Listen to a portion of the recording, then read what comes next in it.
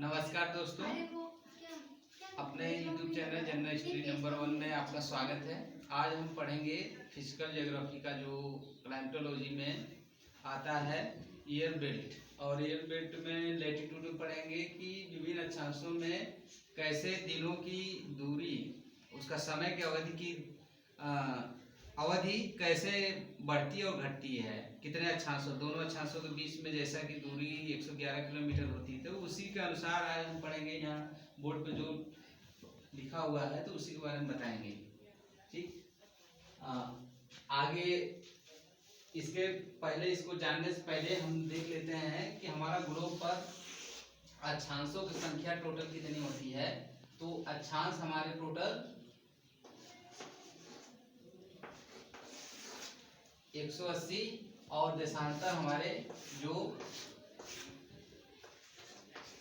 360। उत्तर से दक्षिण खींचा गया जो है आपका रेखा गोलार्ध पर, वो काल्पनिक रेखा होती है ये पृथ्वी की। ये 360 डिग्री टोटल 360 होते हैं, और अक्षांश जो होते हैं पूर्व से पश्चिम जो खींची गई काल्पनिक रेखा होती है वो 180 होते हैं। तो उसी को देखते हुए हम देखेंगे आज विभिन्न अक्षांशों में दिन रात की अधिकतम लंबाई कितनी है। तो अक्षांश यहाँ पर दिया गया है और यहाँ सबसे बड़ा दिन और रात की अवधि दिया गया है। तो पहला देखते हैं कि 0 डिग्री पर हमारा कितना है, 12 घंटा। और 17 जो 0 डिग्री को भूमध्य रेखा या इक्वेटर लाइन भी कहते हैं। फिर 17 डिग्री पर देखेंगे कितना है दिन का समय, 13 घंटा। और हाँ, ये जान लीजिए कि जितना आपका दिन है और उसी के अकॉर्डिंग जो 24 घंटे में उतने ही जो बचा है समय उतने ही रातें होंगी।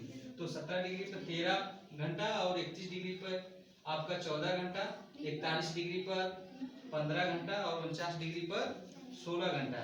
और आपका नेक्स्ट है 58 डिग्री पर 18 घंटा, 63 डिग्री पर 20 घंटा, 66 डिग्री पर 24 घंटा, और जाकर 67 डिग्री पर जो 67 डिग्री होता है आपका आर्कटिक और अंटार्कटिक 66.5 डिग्री।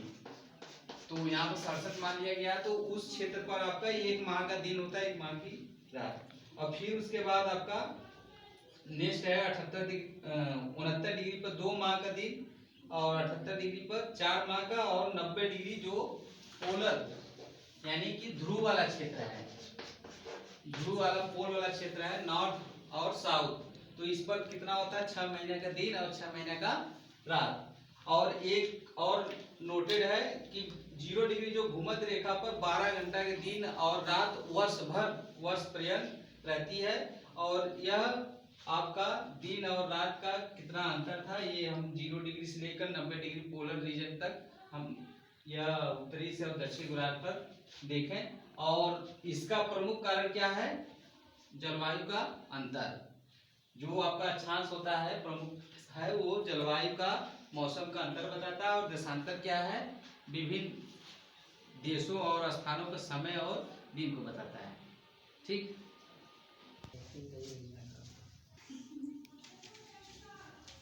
सर अच्छा लिख रहे हैं कि नहीं